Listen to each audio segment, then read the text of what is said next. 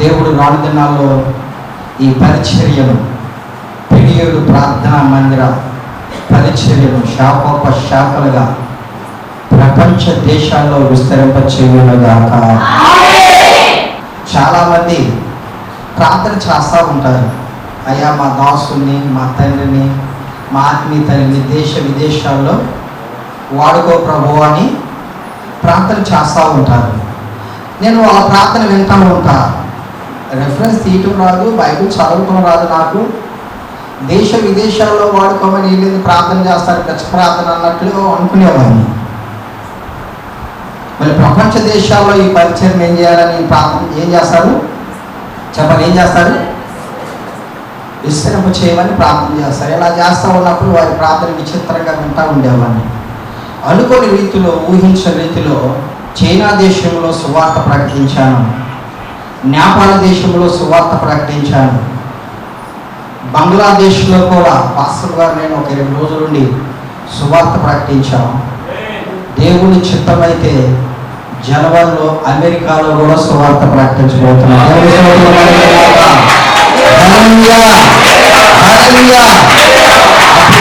ఇప్పుడే మా చిన్నవాడు ఎలిగిన 4-5 సంఘాల్లో దేవుని యొక్క వాక్యాన్ని అమెరికా దేశంలో ప్రకటించారు. అర్థమవుతుందా? అయితే ఈరోజు వాస్తవానికి వాతావరణం చాలా బాగుంది. అర్థమవుతుందా? రెండవదిగా నేను రాలేని పరిస్థితుల్లో మీ వద్దకు వచ్చాను. పోయిన శుక్రవారం పెళ్లికి వచ్చిన దగ్గర నుంచి నేను మనసులో దిగలేదు. కారణం ఏంటంటే ఒక బలహీనత. నా సాక్ష్యాలు మీకు చెప్పలేదుగా, చెప్పానా? చెప్పలేదుగా. నాకు బ్లడ్ క్యాన్సర్. అందరూ చెప్పలేదు. ఎన్ని సంవత్సరాలు కోమాలో ఉన్నాను తెలుసా? 4 సంవత్సరాలు కోమాలో ఉన్నాను. పిచ్చ మాటలు కాదు, సొల్లు మాటలు కాదు. 20 లక్షలు అయింది. బెంగళూరు అయింది, హైదరాబాద్ అయింది, విజయవాడ, మంగళగిరి, గుంటూరు తిరిగిన హాస్పిటల్ లేదు. 172 రక్తపోట్లు ఎక్కిచ్చారు వేరే వాళ్ళకి.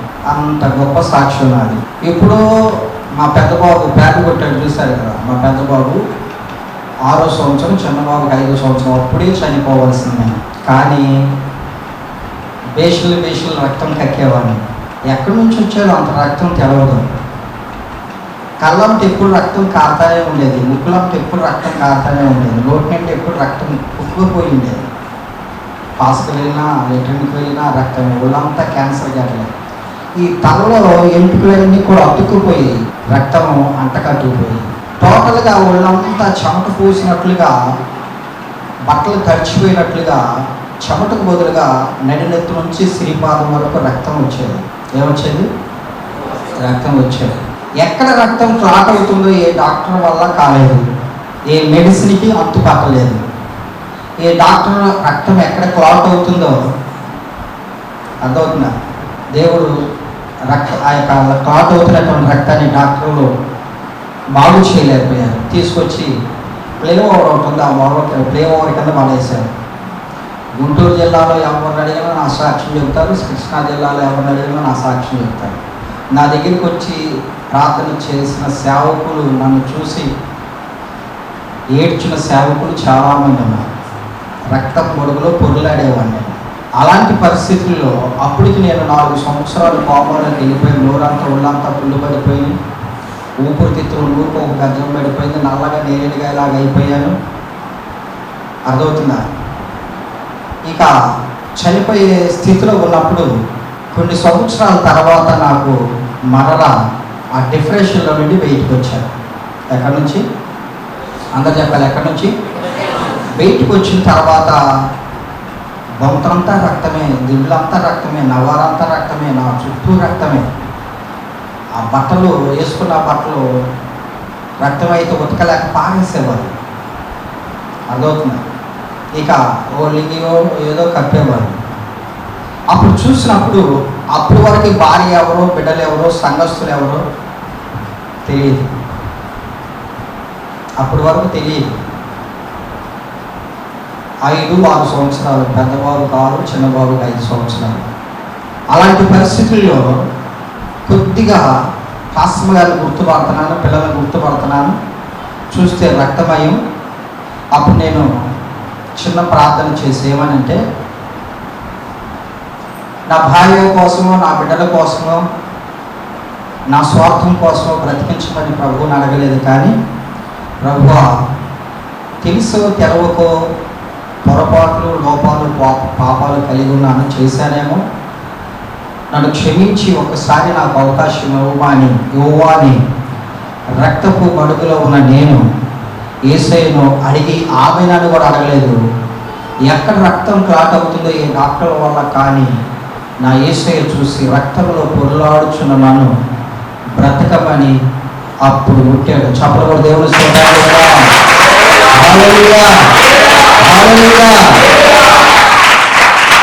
అప్పటి నుంచి ఇప్పటి వరకు నా శరీరంలో నుండి ఒక్క రక్త పొట్టు కూడా బయటికి వెళ్ళలేదు. నేను చెప్పింది చిన్న సాక్ష్యమే, పెద్ద సాక్ష్యం కాదు. నన్ను శవాల కొట్లో కూడా పడేయటానికి సిద్ధపడ్డారు. అదంతా చాలా పెద్ద సాక్ష్యం. ఆ సాక్ష్యంలోకి వెళ్తే వాక్యం అందించాలి కదా.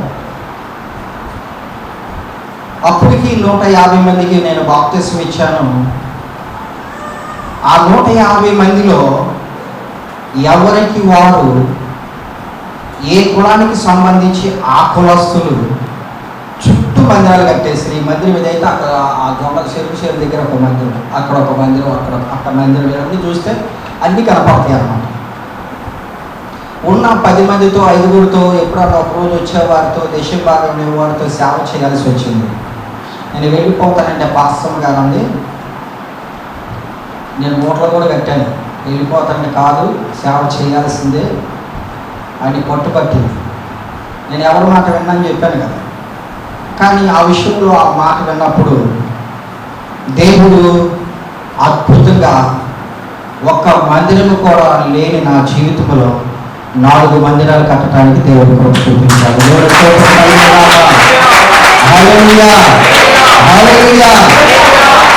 ఇప్పుడు కూడా కొన్నిసార్లు ఆరోగ్యం బాగాదు, అయినప్పటికైనా దేవుని యొక్క పరిచర్య చేయాలన్న ఆశ. నేను చనిపోబోయే ముందు ఒక 10 మందిరాలు కట్టాలి, 5,000 మందికి బాప్తిస్మం ఇవ్వాలి, కొన్ని లక్షలు పెట్టి సౌండ్ సిస్టమ్ కొనాలి, వెహికల్స్ కొనాలి, చాలా క్యాసెట్లు రిలీజ్ చేయాలి, చాలా ఉంది టార్గెట్ నాది. అప్పటి వరకు నా ప్రభువు నన్ను ఈ భూమి మీద ఉంచుతాడన్న ఆశ నాకు ఉంది. దేవునికి స్తోత్రం కలుగునుగాక. హల్లెలూయా. ఈ సాక్ష్యాన్ని కొద్దిగా ఎందుకు మీకు చెప్పానంటే, నా దగ్గర ఓపిక లేదు, అయినప్పటికైనా నేను దైవ సేవకునికి చెప్పండి మాట ఇచ్చాను కాబట్టి ఆరోగ్యం ఎలా ఉందనేది ఎవరు చూడరు.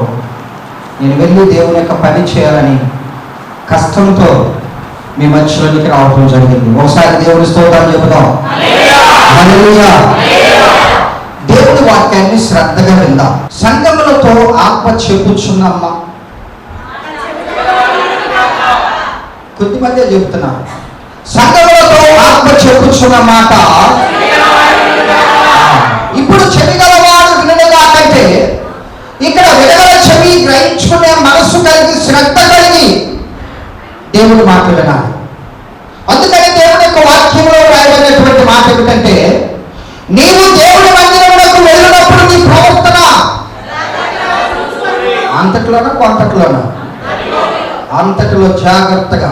పిల్లలు మురుసుకోవటం, పూలు జారిపోతే పైకి ఎగరేయటం, అటుపక్కకి ఇటుపక్కకి తిరగటం. ఇందాక ఆరాధనలో కూడా నేను కళ్ళు తెరిచి చూశాను, చాలామంది కళ్ళు మూసుకోవట్లా, గుడ్లు గుబిల్లాగా దెయ్యాలు పట్టిన అన్నట్టుగా చూస్తున్నారు. దేవుని ఆత్మ మీ దగ్గరికి కాదు కదా, ఎక్కడికి రాదు కదా.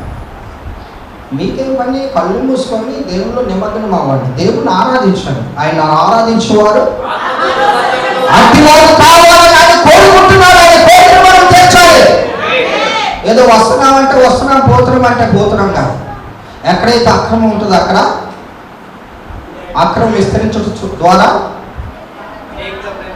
బాగా చెబుతున్నారు. మీరు కాంత చొక్కాయే బాగా ఏదేసాడు, నీకెందుకు నేను ఏదైతున్నా, వస్తున్నాను కూడా బాగున్నారు. మా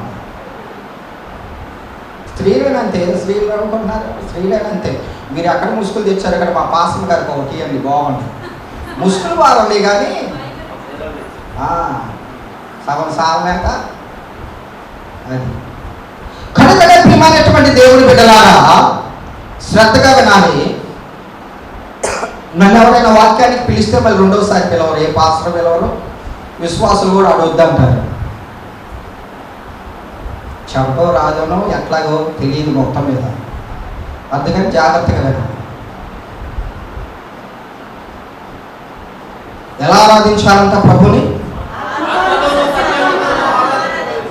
నువ్వు వచ్చేటప్పుడు అత్రవాసంతో వస్తే నీ శరీరం నలిగిపోయి చెమట గబ్బు కొట్టుకుంటూ వెళ్ళిపోవాలి. చప్పట్లు, చేతుల నుంచి రక్తం కారాలి, పెదాలు, నాలుక, హృదయం మండిపోవాలి దేవుని ఆత్మ. అలా ఉండాలి ఆరాధన. ఇవన్నీ నీకెందుకు అంటారా? చెప్పండి, చెప్పాలి. సంఘములతో ఆత్మ చెప్పుచున్న మాట అందరు చెప్పాలి. సంఘములతో ఆత్మ చెప్పుచున్న మాట వినగల చెవి, గ్రహించుకునే మనసు కలిగి శ్రద్ధ కలిగి దేవుడి మాటలు దేవుడి మందిరంలోకి వెళ్ళినప్పుడు మన ప్రవర్తన అంతటిలో జాగ్రత్తగా చూసుకోవాలి. ఇది దేవుని మందిరం. అర్థమవుతుందా? సరే, మంచిది. కొద్దిగా నాకు సహకరించండి. నెహెమీయా గ్రంథము 10వ అధ్యాయము చివరి లైన్ చదువుదాం. అంటే చివరి లైన్ చదువుదాం. 10వ అధ్యాయము చివరి లైన్. నెహెమీయా గ్రంథము చివరి లైన్, చివరి వచనం. అందరూ చెబుదాం, నేను చెబుతాను, వినండి. అందరు వినాలి, గట్టిగా చెప్పండి. అమ్మా గట్టిగా చెప్పాలి. నా వైపు చూడండి. మేము అమ్మా తర్వాత చూసుకుంది. నాయన చూడమన్నప్పుడు చూడాలి. మేము మా దేవుని ఎడం చేయి పెట్టవా? నేను అందుకే ఈ మౌత్ చేతిలో ఉంటే ఇది పట్టుకున్నా. అర్థమవుతుందా? మేము మళ్ళీ ఎడం చేయి పెడుతున్నాం. వాచి చూపిస్తానికి నాకు చెప్పు. మేము ఎవరు చెప్పకపోయినా ఇదే ప్రసంగమే ఈ రోజంతా. మేము మా దేవుని మందిరమును విడిచిపెట్టము. మేము మా దేవుని మందిరమును విడిచిపెట్టము. మేము మా దేవుని మందిరమును విడిచిపెట్టము.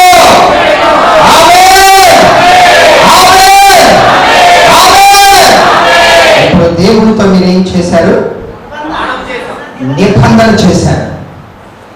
మా అంటే చెప్పాలి. ఇది మీ మందిరమా మా మందిరమా? నేనేమంటాను? మీ మందిరం అంటాను కదా. మా మందిరం అంటానా? మీ మందిరం.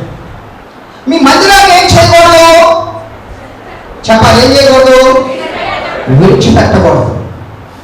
ఈ మొదటి మాట గుర్తుపెట్టుకోండి. ఏం చేయకూడదు? విడిచిపెట్టకూడదు. దీనిలో ఉన్నటువంటి పరమార్థాన్ని నేను మీకు తెలియచేస్తాను. మీ మనసు వికసించేటట్లుగా ఈ వాక్యంలో ఉన్నటువంటి భావాన్ని మీకు తెలియచేస్తాను. మేము మా దేవుడి మందిరాన్ని విడిచిపెట్టము. ఎంత కొట్టినా ఎంత తిట్టినా నా భర్త నేను విడిచిపెట్టను, నా ఇంటి నేను విడిచిపెట్టను. అవునా కాదు? అది నా మా అనేది చెప్పండి. అది ఎవరిది కాదు.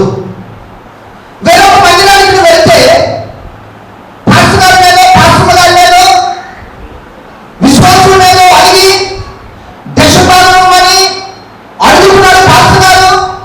లేటుగా వస్తున్నారని అడుగుతున్నాడు పాస్టర్ గారు అని వేరొక మందిరానికి వెళ్తే అక్కడ ఏమంటారో తెలుసా మీరు?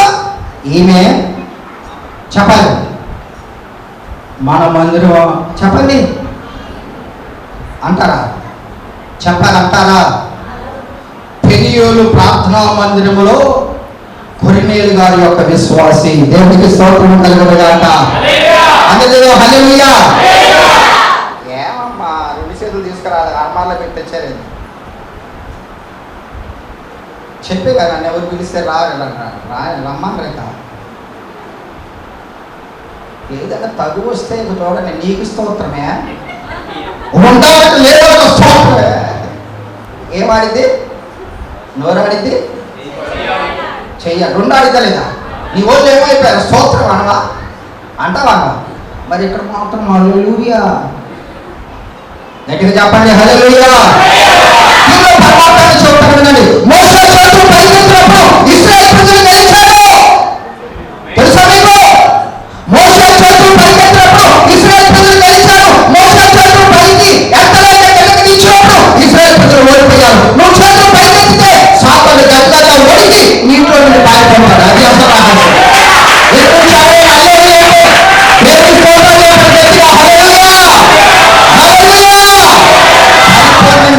పరిపూర్ణంగా ఎట్టగాదు, పరిపూర్ణంగా. అర్థమవుతుందా? అందుకు చేతులు చూపించమని చెబుతారు. మేము మా దేవుని మందిరాన్ని విడిచిపెట్టము. రెండో మాటను చదువుతారా? ఇవన్నీ అవుట్లైన్స్. వాక్యంలోనికి సమయం ఉంటే వెళ్తా, లేకపోతే ముగిస్తా. ఎంతవరకు చెప్పమంటారు అయ్యగారు? అయ్యగారు ధ్యానంలో ఉన్నాడు. ఎంతవరకు చెప్పమంటారు? ఎంతవరకు చెప్పమంటావా అన్నా?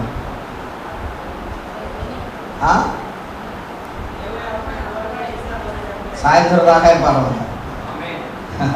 సరే, అంతదాకా వెళ్ళలేక వినా. దావీదు కీర్తన 23వ అధ్యాయము చివరి వచనాన్ని చదువుకుందాం. ఏందయ్యా?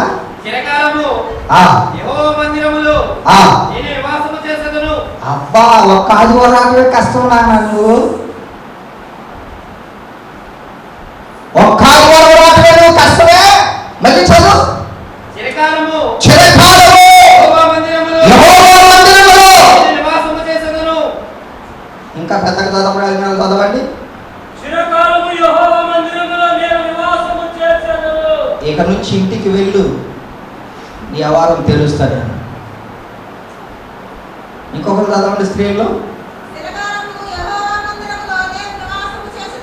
నువ్వు మెట్లు దిగేది చెబుతాను ఈ పని. దావీదు అంటాడు, దావీదుకి ఇల్లు లేదా? చెప్పాలి. రాజ్య పరిపాలన చేస్తున్నాడు. రాజు తలుసుకుంటే దెబ్బలకి కొదువు అన్నట్లుగా మరి దేవుడి మందిరాన్ని ఎందుకు కోరుకుంటున్నారు? అక్కడ అంటారు, మేము మా దేవుడి మందిరాన్ని విడిచిపెట్టము. రెండో మాట ఏముందంటే, చిరకాలము నేను యెహోవా మందిరములో నివాసము చేసిన. ఇప్పుడు నాతో గట్టిగా చెప్పండి, చిరకాలము. ఇంకా పెద్దగా చెప్పాలి, చిరకాలము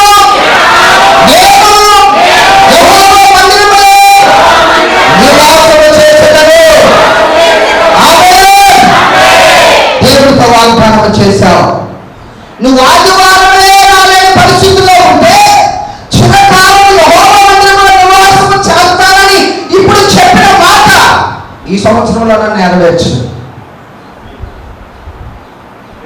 అర్థమవుతుందా మీకు? ఈ సంవత్సరంలో నన్ను నెరవేర్చు. దేవుని సన్నిధి అంటే చాలా విలువైనటువంటిది. దేవుని సన్నిధికి ఎందుకు రావాలి? దేవుని సన్నిధికి వస్తే వచ్చే ఏంటి? నేను ధ్యానం చేస్తాను. ప్రియమైన దేవునితో సాధ్యమైనంత వరకు త్వరగా ముగిస్తాను.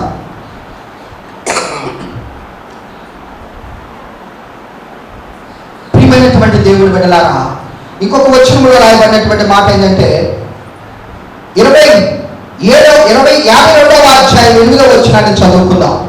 కీర్తన గ్రంథము 52వ అధ్యాయము 8వ వచనాన్ని చదువుకుందాం. అబ్బా, ఎట్టున్నాయ్యా నువ్వు? ఎవత మాట చదివి చేయి చూపించాలి. ఎట్టున్నా నువ్వు? పచ్చకుండా ఇంకొకరు చదవండి.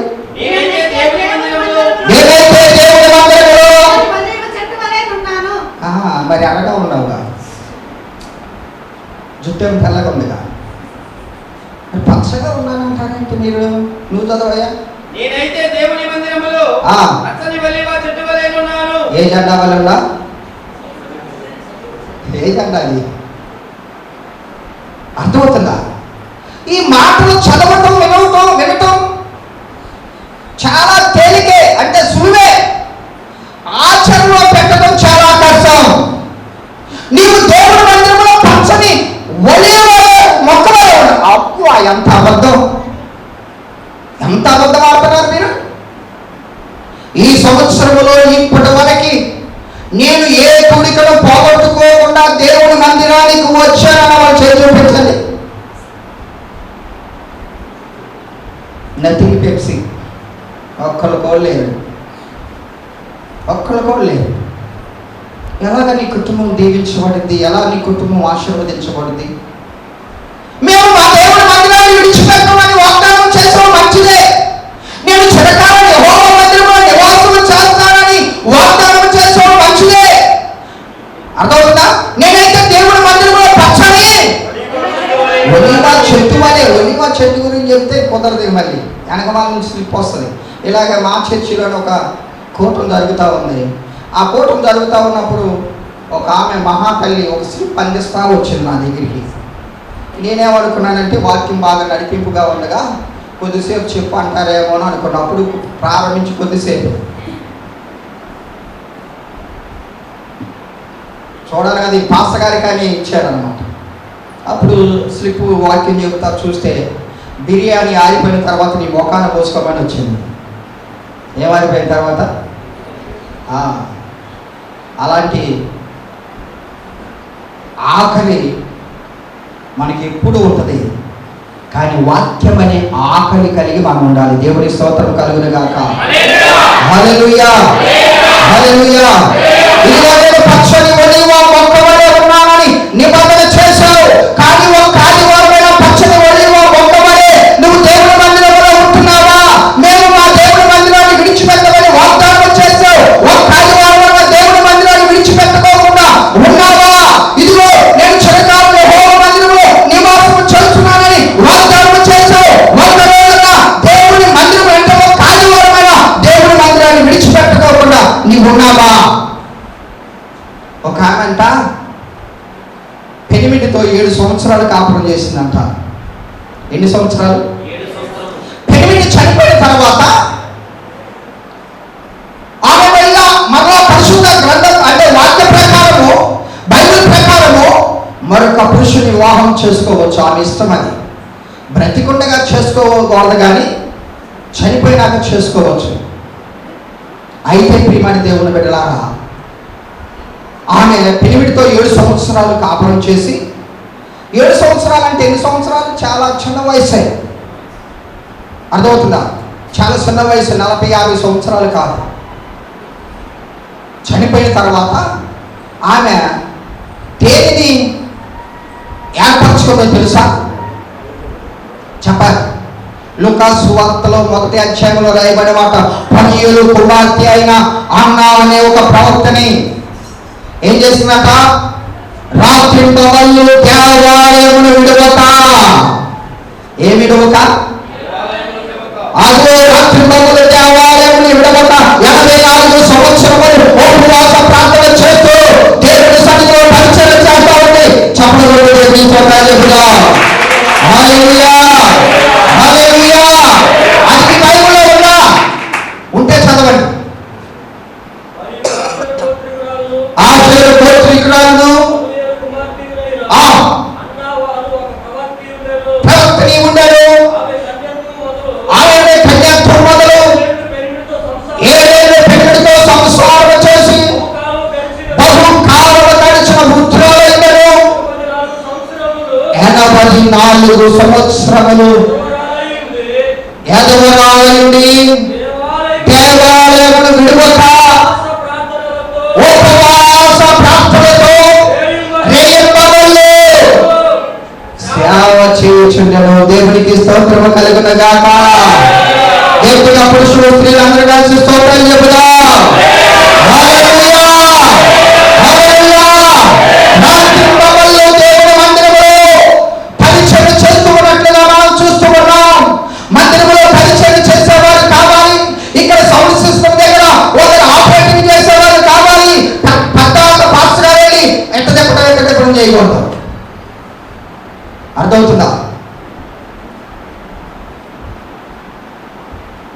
పరిచయం చేసేవారు ఉండాలి, ఒక తీర్మానం చేసేవారు ఉన్నారు. ఇప్పుడు కాదు కానీ చాలా సంవత్సరాల క్రిందట ప్రియమైన దేవుని బిడ్డలారా, ఒక ఆమెకు ఈ తొడ మీద ఇక్కడ క్యాన్సర్ గడ్డ ఉంది, ఇక్కడ ఈ తెలంగాణ క్యాన్సర్ గడ్డ ఉంది. చాలా మంది వైద్యుల దగ్గర వెళ్ళింది. ఆమె డబ్బున్నామే, ఒక ఉద్యోగి భార్య, కానీ కత్తి పెడితే చచ్చిపోతుందని చెప్పారు. ఇంకా దేవుడి మీద భారం వేసి దేవుడి మందిరానికి వస్తూ ఉంది వారు, ఎరుకులు వారు.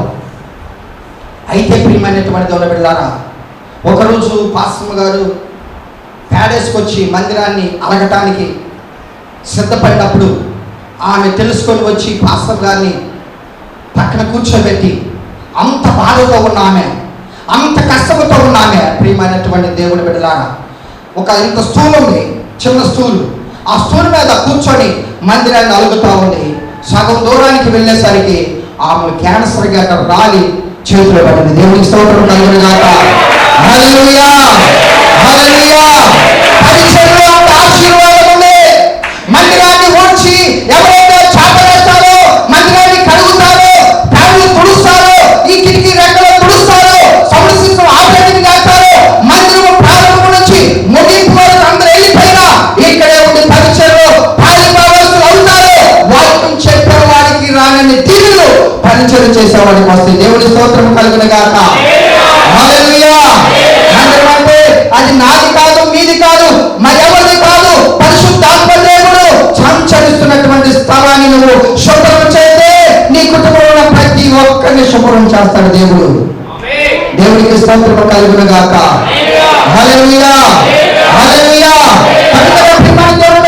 మందిరం నుంచి చాపలేటువంటి అంత ఎప్పుడు ఓడాలి, ఎప్పుడు చాపలేయాలి, ఎప్పుడు ప్రార్థన చేయాలి, ఎప్పుడు పాడాలి, ఎప్పుడు చదవాలి, ఎప్పుడు చెప్పాలి, ఎప్పుడు స్తుతులు దేవుడికి స్తుతి ఆరాధన చేయాలి, ఎప్పుడు వెళ్ళాలి. తొప్పి నీటి వాగులు కొరకు ఆశపడినట్లు దేవా నీ కొరకు నా ప్రాణము ఆశపడుచున్నదయ్యా. చలికాలంలో హోమ మందిరంలో నివాసము చేయాలయ్యా. మేము ఆ మందిరాన్ని విడిచిపెట్టమయ్యా. నేను దేవుడి మందిరంలో కూర్చొని ఒలివర్ మొక్క వలె ఉన్నాను. ఎన్ని వాగ్దానాలు చేశారు భక్తులు. ఎందుకు ఇలాగా దేవుని మందిరము దేవుని మందిరము దేవుని మందిరం అని ఆ యొక్క భక్తులు ప్రస్తావించారు? ఎందుకు దేవుని మందిరం అని పదే పదే వారు మాట్లాడారంటే దేవుని మందిరంలో ఉన్నటువంటి ఆశీర్వాదాలు మీకు పరిచయం చేస్తాను. చూడండి ప్రియమైన దేవుని బిడ్డలారా, 92వ కీర్తన 13వ వచనాన్ని చదువుకుందాం. 92వ కీర్తన 13వ వచనం. యెహోవా మందిరములో నాటబడిన వారే మనము దేవుని ఆవరణములో వర్ధిల్లుదురు. ఏం చేయాలంట చెప్పాలి? ఏం చేయాలంట? నాటబడాలి. దేవుని మందిరములో నాటబడిన మొక్కగా మనం ఉండాలి. ఆ మొక్క చనిపోతేనే ప్రియమైన దేవుడు బిడ్డలారా ఇక దానికి రూపురేఖ ఉండవు. కానీ చనిపోయేంత వరకు ఆ మొక్కను తీయడానికి వీలు లేదు. ఈరోజు ఇక్కడ రాయబడినటువంటి మాట ఏంటంటే దేవుని మందిరంలో నాటపడాలి, దేవుని మందిరంలో నివసించాలి, దేవుని మందిరంలో ఇదిగో మేము పచ్చని ఒలివ మొక్క వలె ఉండాలి. దేవుని మందిరాన్ని మేము విడిచిపెట్టాము. ఎందుకు ఇవన్నీ? కింద అంటే తిరిగి కింద ఏమనుందంటే దేవుని మందిరం మందు నివసించు వారు వర్ధిల్లుతారు. దేవునికి స్తోత్రము కలుగును గాక. అందరం చెబుదాం హల్లెలూయా. ఓసారి గట్టిగా స్తోత్రాలు చెప్పండి. నీవు వర్ధిల్లకపోవటానికి కారణం ఏంటంటే నువ్వు దేవుని మందిరంలో నాటబడాలా. ప్రతి ప్రార్థనా మందిరంలో నీవు నాటబడలేదు. ఇదేంది ఇంత కొత్తగా బోధిస్తున్నావంటే అవును, మందిరంలో నువ్వు నాటబడితే వర్ధిల్లుతావు. నీ వ్యాపారం వర్ధిల్లింది, నీ కుటుంబం వర్ధిల్లింది, నీ పశువులు వర్ధిల్లుతాయి, నీ పంట పొలాలు వర్ధిల్లుతాయి, నీ బిడ్డల చదువు వర్ధిల్లింది, నీ ఆరోగ్యం అంతకంతకు వర్ధిల్లింది. నువ్వు వర్ధిల్లిపోవడానికి కారణం ఏంటంటే పెరియల మందిరానికి వస్తున్నావు, కానీ పెరియల మందిరంలో నువ్వు నాటపడలేదు కనుకనే నువ్వు వర్ధిల్లలేదంటే. అదవుతున్నా మీకు? ఎక్కడ నీ లోపమో నీకు తెలుసు, అది సరి చేసుకో. దేవుడు నిన్ను దీవిస్తాడు. నువ్వు వర్తిలతో దేవుని మందిరానికి వస్తావు. అందుకని మేము మా దేవుని మందిరాన్ని విడిచిపెట్టమన్న మాట ఇక్కడ మనకు కనపడతా ఉంది. 127వ దావీదు కీర్తన 4వ వచనాన్ని గట్టిగా పెద్దగా స్పష్టంగా చదవండి, ప్రజలందరికీ వినబడేటట్లుగా అక్కడ రాయబడినటువంటి మాటను మనం చదువుకుందాం. యెహోవా యొద్ద ఒక్క వరం అడిగితిని, దానిని నేను వెతుకుచున్నాను. యెహోవా ప్రసన్నతను చూచుటకును, ఆయన ఆలయములో ధ్యానించుటకును. నా అబ్బాయి అంత చక్క ఆ మాట చదువుతుంటేనే మనసు వికసిస్తూ ఉందంటే, పాత మాటలే కొత్త మాటలేం కాదు, వికసిస్తూ ఉంది. నా జీవిత కాలం అంతయు నేను యెహోవా మందిరములో నివసింపగో. నిజమే నీ మాట, నువ్వు చెప్పిన మాట ఇప్పుడు నిజమేనా? నిజమేనా? ఏ చెట్టుకైతే కాయలు ఉంటే ఆ చెట్టుకే రాళ్ళు వెళ్తాయి. నువ్వు చదువుతున్నావు కాబట్టి నీకే రాళ్ళని. నువ్వు చెప్పిన మాట నిజమేనా? దేవుని మందిరంలో నీ జీవిత కాలం అంతా నివసిస్తా. నిజమే నువ్వు చెప్పేది. ఇప్పుడు ఎన్ని చదివింది నువ్వే. ఇంట్లో ఒక్కటగా నువ్వు చేస్తున్నావా? విన్న మీరు ఒకటైనా తలకై కట్టండి. ఇక నలుగులు ఎవరికి ఇట్లా. ఇప్పుడు నలుగులు వేయించుకునే వాళ్ళు కూడా ఎవరు తలకాయలు కింద దించుకోవట్లా, మాడగ పట్టుకొని చదువుతున్నారు. ఏకలో పక్క పక్కలో సెల్ఫీలు అంతా అదవుతుందా? నాయకు చూడండి.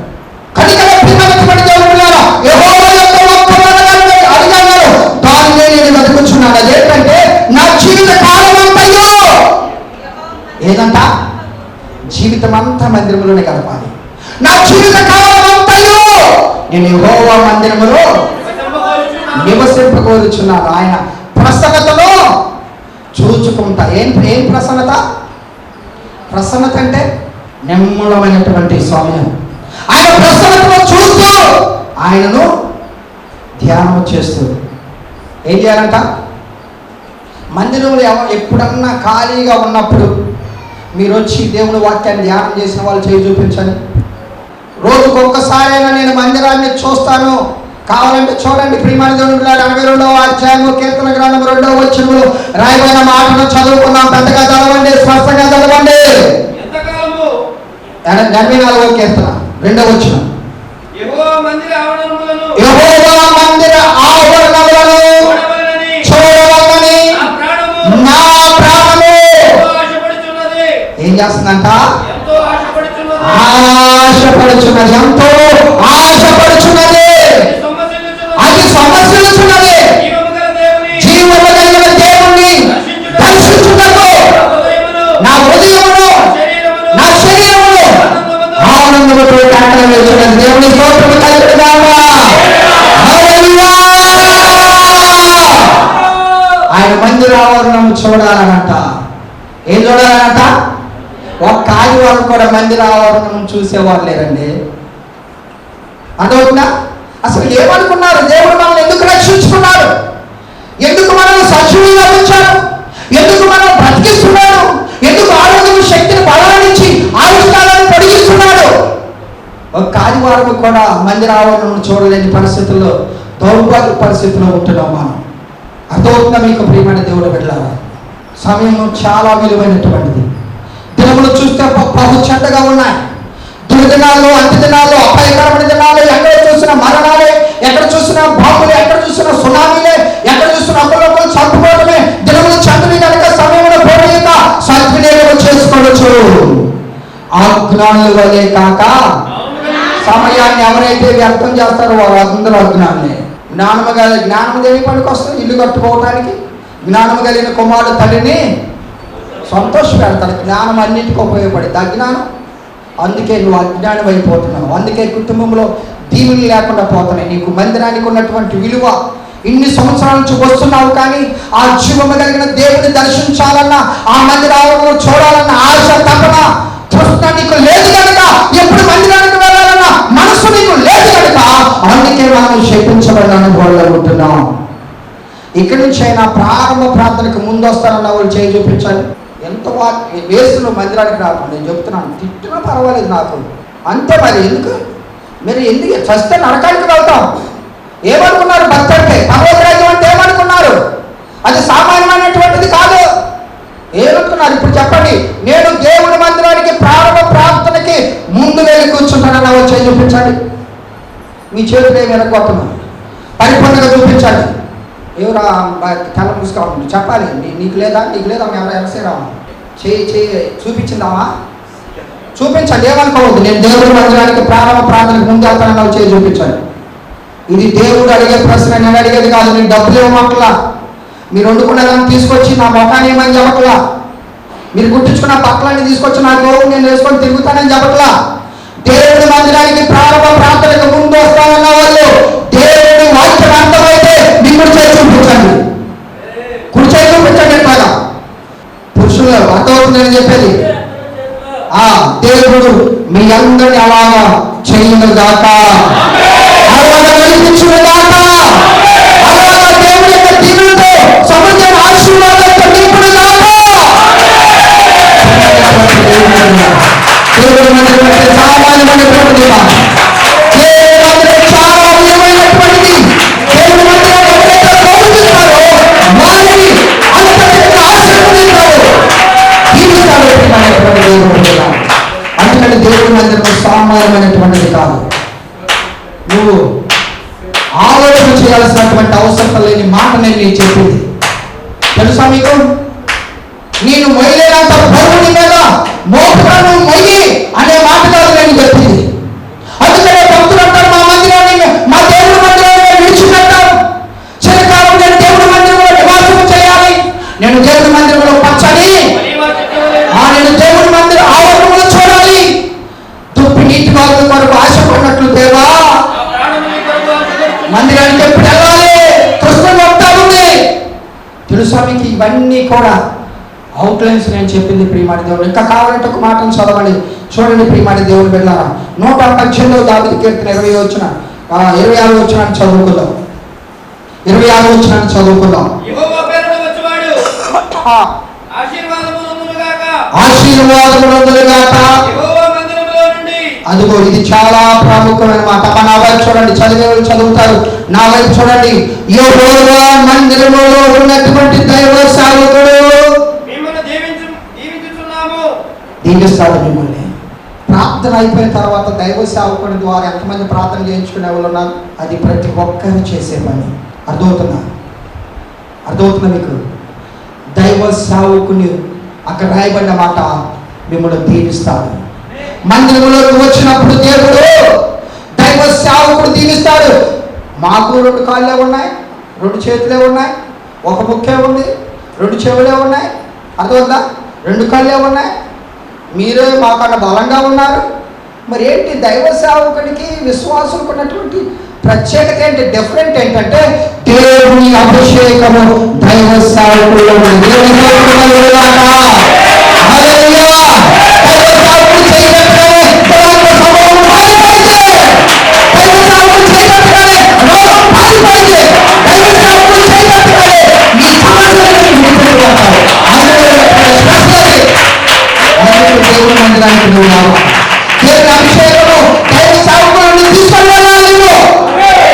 నేను ఇంత బలహీనంగా ఉన్నానా? నేను ఒకరోజు నాకు జబ్బు చేసిన తర్వాత జరిగింది. నేను కూర్చొని లేకపోతున్నాను. నాకు టీ అంటే పిచ్చి బాగా. అన్నం లేకపోయినా ఉంటాను, కానీ టీ లేకపోతే ఉన్నాను. అడిగి టీ తాగుతా. అన్నం లేకపోయినా 2 రోజులైనా ఉంటాను. నేను హోటల్కి వెళ్ళాను తినాలి. వెళ్ళేసరికి ఇప్పుడు ఇలా ఉన్నాను, కానీ అప్పుడు ప్రవచనాలు, భాషలు, స్వస్థత వరం ఇవన్నీ జబ్బు చేయకముందు ఉండేవి. పిచ్చి పిచ్చి ప్రవచనాలు వచ్చాయిగా. ఎక్కడన్నా కార్యం జరుగుతుందంటే దేవుడు ముందే ప్రవచించేవాడు.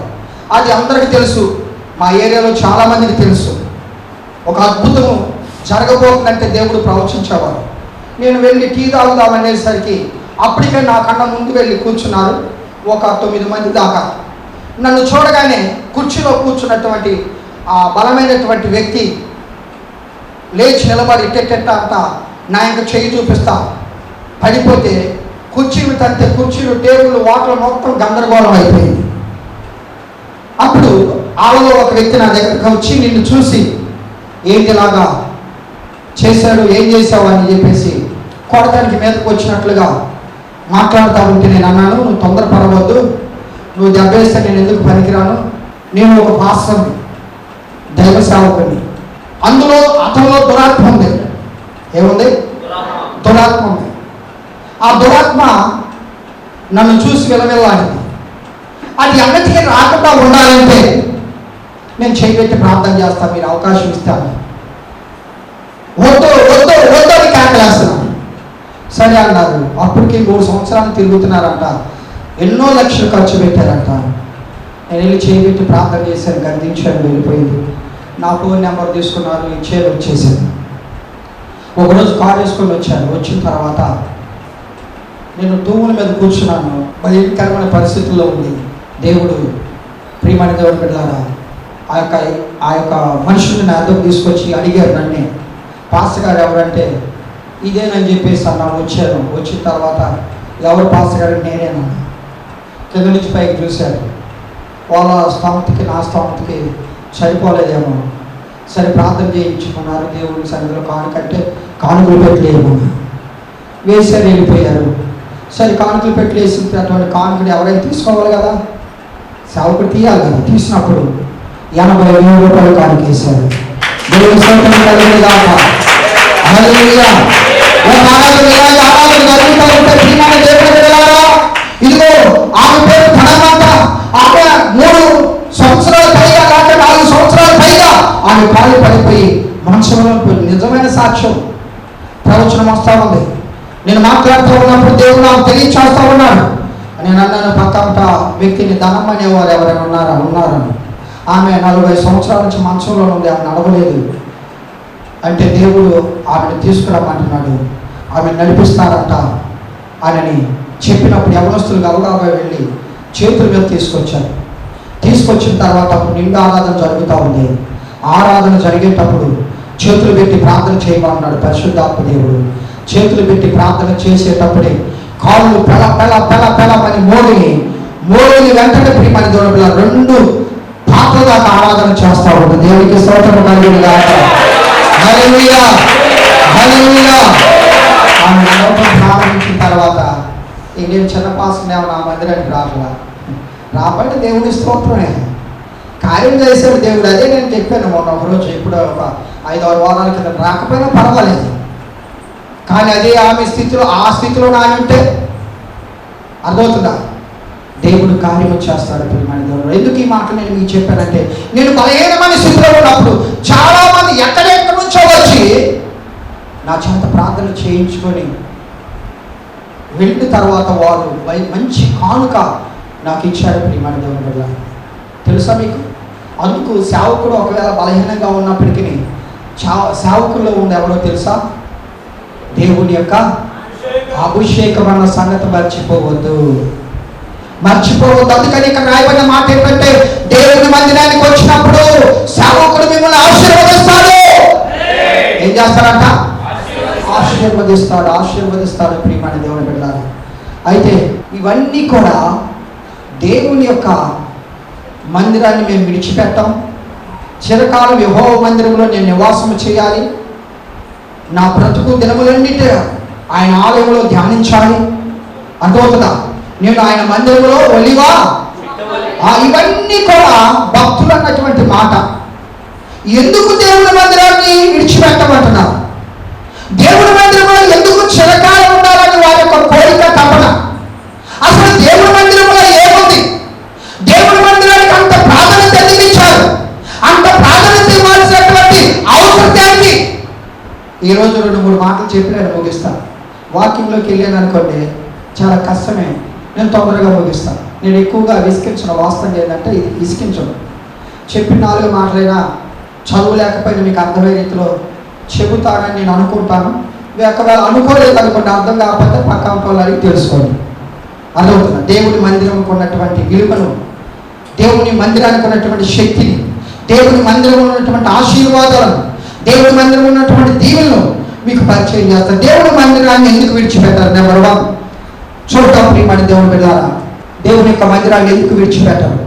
65వ దావీదు కీర్తన 4వ వచనాన్ని చదువుకుందాం. చెప్పండి.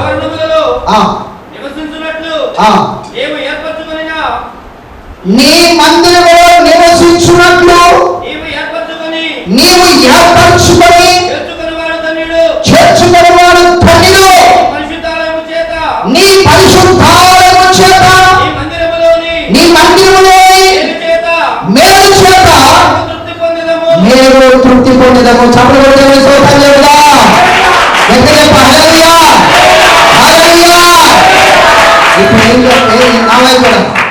మందిరంలో ఏముంది ఇప్పుడు?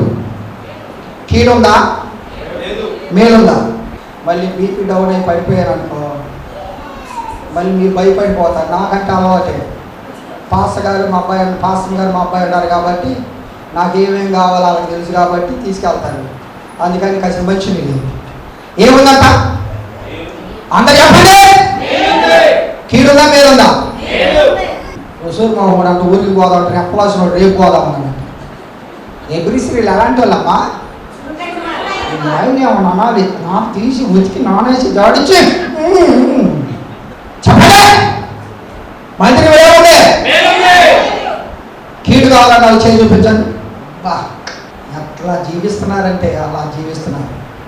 కీడు కావాలన్న వాళ్ళు చేసి చూపించండి. ఇప్పుడు మేలు కావాలన్న వాళ్ళు చూపించండి. అబ్బా ఇప్పుడు మేలు కావాలంటే ఎక్కడికి రావాలి? మందిరానికి రాకపోతే నీకేమొస్తుంది? కీడు కావాలా మేలు కావాలా? అందుకు మేము మందిరాన్ని విడిచిపెట్టమా? దేవుడు మందిరాన్ని అర్థమవుతుందా? మందిరంలో ఏముందంట? మేలు. మందిరానికి వచ్చే వాళ్ళు ఎవరంట? పై వచ్చిన వాళ్ళు ఉంది.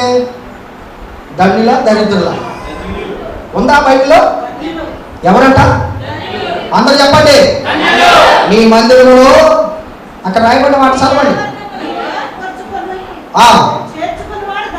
ధన్యుడు. అర్థమవుతుందా? ఇంకో మాట ఏముందంటే ప్రియమైన దేవుడు బిడ్డలారా, ఇప్పుడు అసలు ప్రాముఖ్యమైనటువంటి మాట కల్లా ఇప్పుడు దేవుడి మందిరంలో నివసించేవారు ధన్యులు.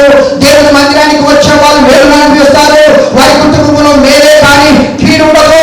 అందుకని దేవుడి మందిరాన్ని విడిచిపెట్టమని దేవుడి మేలు విడిచిపెట్టబట్టి అనుభవజ్ఞానులు ఈ మాటను పలుకుతున్నారు. దేవుడి మందిరంలో మేలుంది. ఏముంది?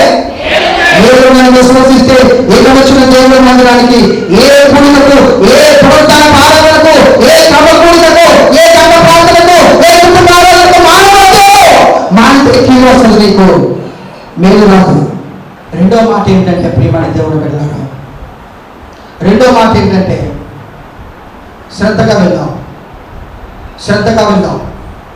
84వ దావీదు కీర్తన 4వ వచనాన్ని చదువుకుందాం. నీ మందిరమునందు నివసించువారు ధన్యులు, వారు నిత్యము నిన్ను స్తుతిస్తారు. దేవునికి స్తోత్రం కలుగును గాక. ఎందుకు హల్లెలూయా, హల్లెలూయా, హల్లెలూయా. నిత్యము స్తుతిస్తారు దేవుని మందిరంలో ఉండేవారు. ఇంటికాడ ఉండేవాళ్ళు ఒక మాట అంటే 7-3 తరాలు అంటారు. ఏం పాస్టర్ గారు అయ్యా ప్రార్థన, ఏం పాస్టర్ గారు ఆ ప్రార్థనకు వస్తేనే మాకు ఒక ఆమె ఉంది బాబు విశ్వాసి. ఏందయ్యా ప్రార్థనకు? అయ్యా ఆమె ప్రార్థనకు వెళ్ళినంతసేపే మా ఇల్లు సమాధానంగా ఉండిపోయిందా, లేకపోతే చట్టులు పెట్టి కొడితే నా పళ్ళు ఊడిపోయినాయ్యా, ముఖమంతా పగిలిపోయింది. ఇక్కడికి వచ్చిన తర్వాత నిజమైన దేవుని ఆత్మ ఆమె నేను అనుకోండి మాటలు ఏం చేస్తాడంటే వీడియో ఆమె అంటాడు. తెలవదుగా మరి బా. ఇంటికాడు ఉంటే సీరియల్, ఇంటికాడు ఉంటే సినిమాలు, ఇంటికాడు ఉంటే పిల్లలకు వాళ్ళ ఇంటికాడు ఉంటే అమ్మవాళ్ళు వచ్చి కూర్చుంటారు. కానీ దేవుని మందిరానికి వస్తే దేవుడిని స్తుతిస్తావు. దేవునికి స్తోత్రం కలుగును గాక. దేవుని మందిరం నివసించువారు ధన్యులు. నువ్వు ధన్యులుగా ఉండాలంటే నీవు దేవుని మందిరానికి రావాలి. లేకపోతే రాకపోతే దరిద్రురాలే. నీకు మేలు కావాలా కీడు కావాలా? నువ్వు దరిద్రుడుగా ఉండాలా ధన్యులుగా ఉండాలా? దేవుని మందిరానికి రావాలి. అర్థమవుతుందా? నేను చెప్పే వాక్యం అయితే మొఖం మీద కొట్టి పొళ్ళు రాలగొట్టండి. వాక్యమే దేవుడై ఉన్నాడు. వాక్యం ద్వారా నీతో నాతో మాట్లాడుతున్నాడు. నీవు నేను నశించుకోవడం దేవుడికి ఇష్టపడక అజ్ఞాని కావాలంటే దేవుడు చూపించడానికి పోయింది. కానీ ఇప్పుడైతే మారు మనసుకోండి. వాక్యం ద్వారా మాట్లాడాలి. అర్థమవుతుందా? నీ వాక్యమే నన్ను బాధలో చూసావా? ఆ బాధలో ఆ వాక్యమే నన్ను బ్రతికించింది. అదే నాకు నెమ్మది. ఆ వాక్యమే నా ప్రభావం. వాక్యం అంటే సామాన్యమైనది కాదు. అది పండుగను పంటలు చేసేది. వినటువంటి విశ్వాసం కలుగుంది. కార్యం చేయాలంటే నువ్వు దేవుడి మందిరానికి రావాలి. నువ్వు ధన్యులుగా ఉండాలంటే దేవుడి మందిరానికి రావాలి. నీకు మేలు కలగాలంటే దేవుడి మందిరానికి రావాలి. స్వస్థత కలగాలన్నా దేవుడి మందిరానికి రావాలి. యెషయా గ్రంథం 6వ అధ్యాయం 3వ వచనాన్ని చదువుకుందాం. త్వరగా చదవాలి. యెషయా గ్రంథం 6వ అధ్యాయం 3వ వచనాన్ని చదువుకుందాం. వారు సైన్యములకు అధిపతి యెహోవా పరిశుద్ధుడు పరిశుద్ధుడు పరిశుద్ధుడు, సర్వలోకము ఆయన మహిమతో నిండి ఉన్నది అని గొప్ప స్వరముతో గాన ప్రతిగానములు చేయుచుండిరి. వారి కంఠస్వరము వలన గడప కొమ్మలు పునాదులు కదులుచు మందిరము ధూపము చేత నిండగా. దేని చేత నిండా అందరూ చెప్పాలి. చెప్పాలి. దేని చేత? ధూపము చేత. ఏమైపోయిందంట? నిండిపోయిందంట. నేను అయ్యా సరే, పై వచ్చినలో చదువులో వచ్చినలో ఉందంటే ఆయన చొక్కా అంచులంట దేవాలయము నిండుకొని. చెప్పలు దేవుని సంతాలు చెబుదా. సింహాసనము భూమి ఆయన బాధ పెట్టింది. ఇప్పుడంట మందిరమంతా చొక్కా అంచులతో నిండిపోయిందంట. బట్టలు ఉతికే వాళ్ళు ఎంతమంది ఇక్కడ? మీరు కాదు, పురుషులు. ఇదే పురుషులు బట్టలు పట్టుకున్నారండి. ఇది కంప్యూటర్ కాలం. బట్టలు వాడు ఉతకపోతే వాడిని వాళ్ళు ఉతికినట్టే. ఉతికిన తర్వాత బట్టలు ఉతికే వాడికి తెలుస్తుంది.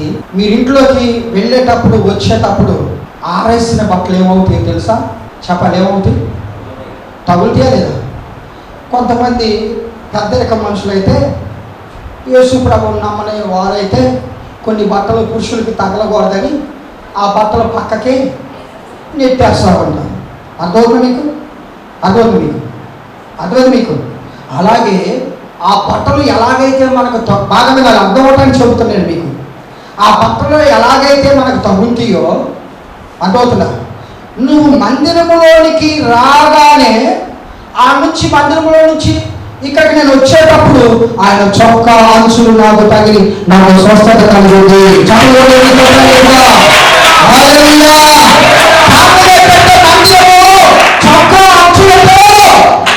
ఉందా మీ బైబిల్లో?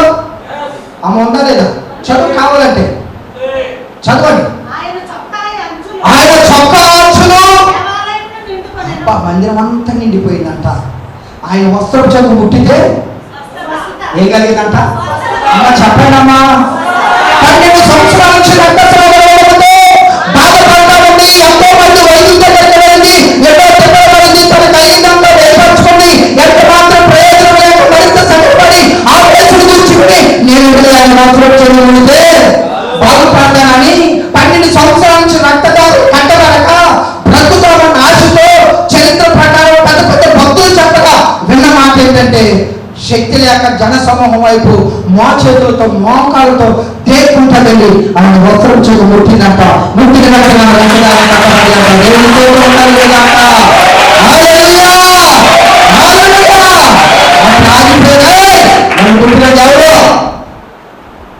ఏ పేతురు అన్నాడు, జనం కిక్కిరిసి నీ మీద పడుచున్న చూస్తున్నావే, నన్ను ముట్టిన ప్రభావం ఏమైపోయింది తెలుసా? ఆయన వస్త్రం చెవి ప్రభావం అంటే దీని అర్థం ఏంటంటే స్వస్థత. ఎన్ని సంవత్సరాలు రోగమైనా నువ్వు మందిరంలో తిరుగుతూ ఆరాధన చేస్తూ ఉంటే, మందిరంలో చేతులెత్తి దేవుడు సృష్టిస్తూ ఉంటే, మందిరంలో లేచి నిలబడుతూ ఉంటే, మందిరంలో మోకాలు వేస్తే, మందిరంలో చప్పట్లు వేస్తే, ఆ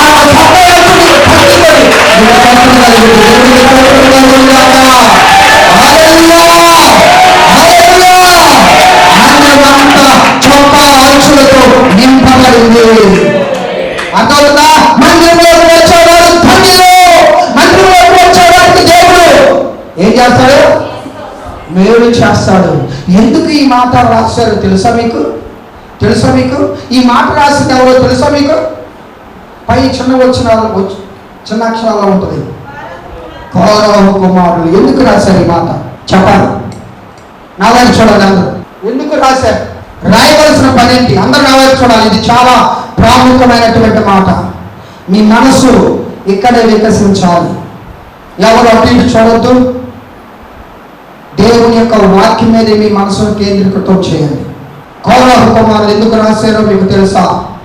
42వ కీర్తన పౌలు కుమారులు రాశారు. ఎందుకు రాశారో తెలుసా? జీవములైన దేవుని మందిరానికి నేను ఎప్పుడు వెళ్ళాలని ఎందుకు ఆ మాట పలికారో తెలుసా? నేను మా దేవుని మందిరాన్ని నేను విడిచిపెట్టమని ఎందుకు పలికారో తెలుసా? చిరకాలం యెహోవా మందిరంలో నివాసం చేయాలని ఎందుకు పలికారో తెలుసా? నేను పచ్చని ఒలివ మొక్క వలె దేవుని మందిరంలో ఉండాలని ఎందుకు పలికారో తెలుసా? దేవుని మందిరం మందు నివసించేవాడు ధన్యులని ఎందుకు పలికారో తెలుసా? ఒక రోజున దేవుడు ఒకరితో బయలుదేరిందని కావాలి ఇంటికి వెళ్ళాము, చదువుకోండి, అర్థమవుతుందా? సంఖ్యాకాండం 16వ అధ్యాయం ఇక్కడేం చదవద్దులేదు, చదువుకోండి. ప్రియమైన దేవుని బిడ్డలారా, భూమి నెరవేరుస్తూ ఉంది. ఏం చేస్తా ఉందంట? నెరవేరుస్తూ ఉంది. కోత కోసిన తర్వాత, మినువైపోయిన తర్వాత ఆ మాగానంతా నెరిలించిపోయింది. అందులో బొక్క బెరులు, లింగవేర మొక్కలు పెరిగి కొన్నిసార్లు ఆ నెలలో పాదాలు పడి చాలా మంట పుట్టిపోయింది, రక్తం వస్తూ ఉంటుంది. అలాగా చిన్నగా ఆ భాగం ఆ నెలలో పడితేనే మంట వస్తూ ఉంటుంది. ప్రియమైన దేవుని బిడ్డల, అలాగా ఇప్పుడు దేవుడు బయలుదేరింది.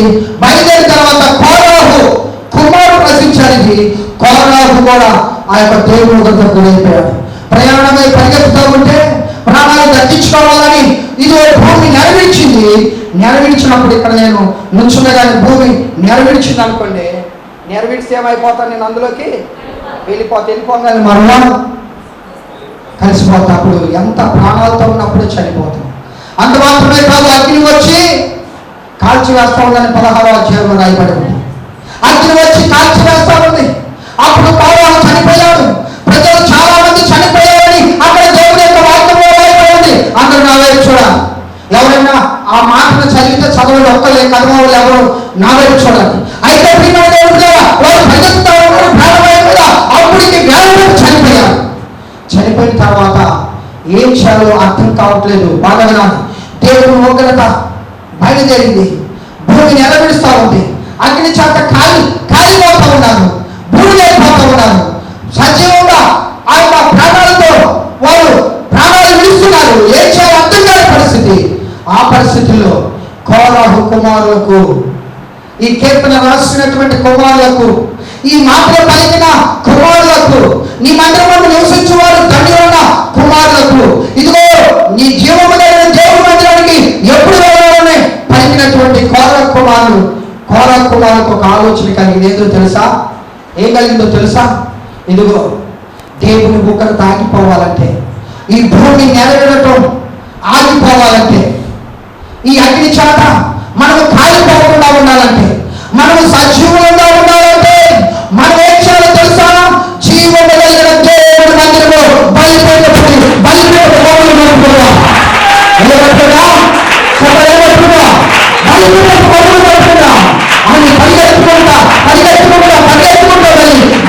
పనులు పట్టుకున్నారు. పట్టుకోవడాన్ని సంహారం ఆగిపోయింది.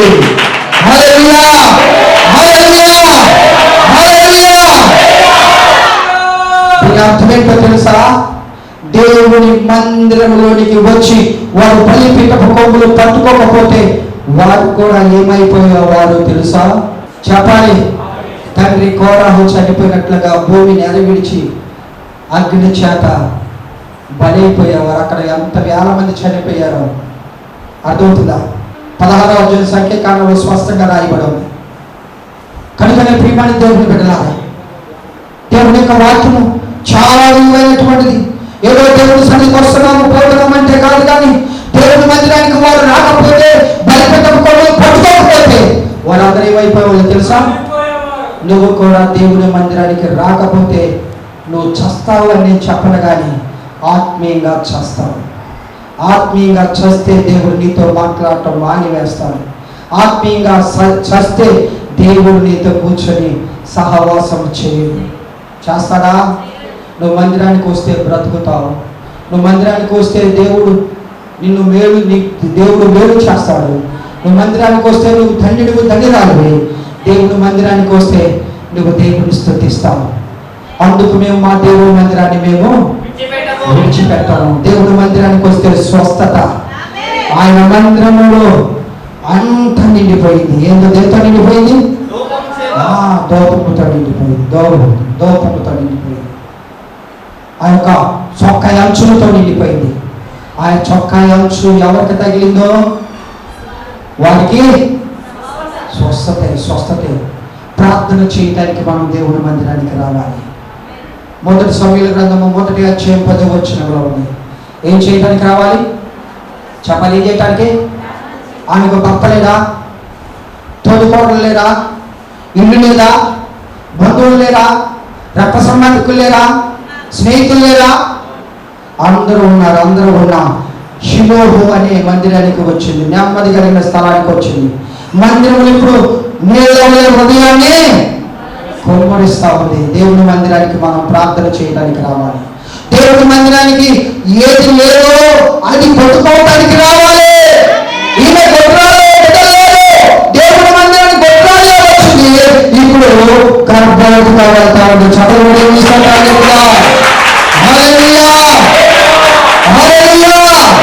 ఏది లేదో అది కొట్టుకోవడానికి దేవుని మందిరానికి ఒక సమర్పణ కలిగి రావాలి. నీకు అన్నీ ఉన్నా సరే అన్నీ విడిచిపెట్టి, అదే ఉపవాస ప్రార్థన అంటారు. నేను 3 రోజులు సమస్య కోసం మందిరాన్ని విడిచిపెట్టుకోకుండా ఉపవాసం ఉండి ప్రార్థన చేశారని చెప్పండి. నేను అన్ని జనుల మధ్య పరిచయం చేస్తున్నాను. అన్ని జనుల మధ్య వాళ్ళు చెప్పింది చేస్తారు. నేను చెప్పను. వాళ్ళే 3 రోజులు వచ్చి కొనుక్కుంటారు. వాళ్ళు ఉంటే మాకు నిద్ర ఉంటుంది. అటు ఎంతమంది నిద్ర చేశారు. అదెందుకు? దేవుని యొక్క వాక్యంలో రాయబడిన మాట ఏంటంటే, మొదటి సమూయేలు గ్రంథం 3వ అధ్యాయం 3వ వచనంలో ఒక బాలుడు, అర్థమవుతుందా?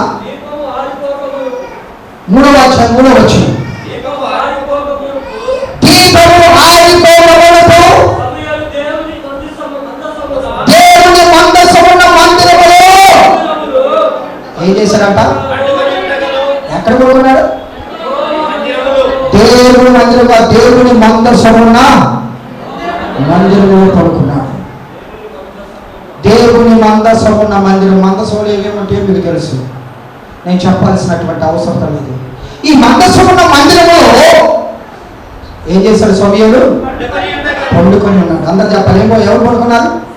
సమూయేలు పడుకున్నాడు. ఎప్పుడైనా దేవుని మందిరంలో నువ్వు పడుకున్నావా? మీరు పడుకున్నారా? పురుషులు మీరు బాప్తిసం తీసుకున్నారు, అర్థం చేయగలండి. పురుషులే, స్త్రీలు కాదు. ఎప్పుడన్నా మీరు మందిరంలో పడుకున్నారా? నిద్ర వచ్చి కాదు, ఉపవాసం ఉండి పడుకుంటే ఏమైందంటే జరగబోయే విషయాలు చెప్పాలి. చెప్పాడా లేదా? జరగబోయే విషయాలు, చెవులు గింగురమనే విషయాలు సమూయేలుతో మాట్లాడాడు. సమూయేలా అని పిలిచాడు. దేవుడు నువ్వు మందిరంలో పడుకుంటే నిన్ను పిలుస్తాడు, నీతో మాట్లాడతాడు, జరగబోయే విషయాలు నీకు తెలియచేస్తాడు. ఎవరు ఆ మాట చెప్పింది? దేవుడు నిన్ను దీవించుగా, మిమ్మల్ని దీవించుగాక. జరగబోయే విషయాలు తెలియచేస్తాడు. ఇక్కడ నుంచి నేను అది ఏ సమస్య అయినా ఆ సమస్య కోసం ఎవరు సహాయం ఉన్నా లేకపోయినా అన్నాలాగా నేను దేవుని మందిరంలో 3 రోజులైన ఉపవాసం ఉండి ప్రార్థన చేస్తానని వాళ్ళు చేయి చూపించండి. ఇద్దరైనా ఉంది మందిరంలో. మీ సమస్య కోసం, మా ఆరోగ్యం కోసం కాదమ్మా. అర్థమైన వాక్యం. నేను 3 రోజులు ఉండి మీ సమస్య కోసం, నా సమస్య కోసం కాదు, మందిర అవసరతల కోసం కాదు, సంఘ విస్తరణ కోసం కాదు.